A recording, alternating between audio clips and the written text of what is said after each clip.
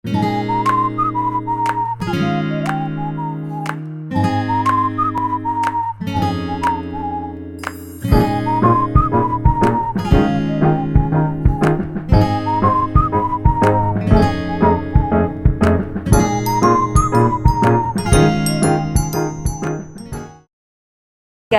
so for today, December 15, tama?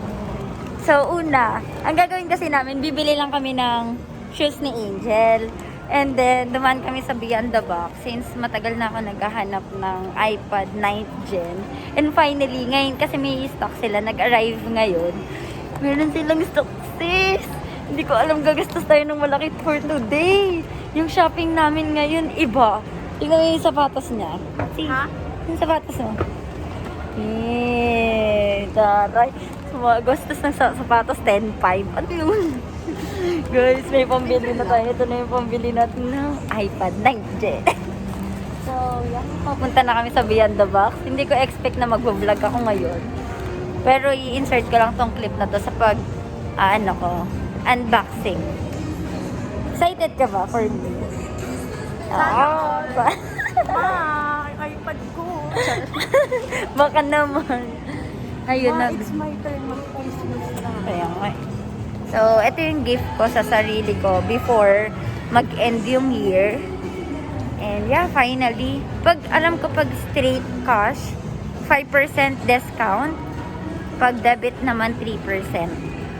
So, yeah, kalahati din. Kaya nag-ano na ako. Nag-withdraw na lang ako. And, yan, ito na yung Beyond the Box. I will be getting my iPad na. Doon ako mag-edit.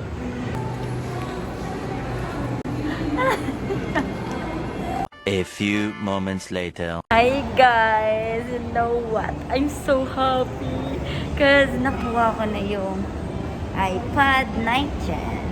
So, it is...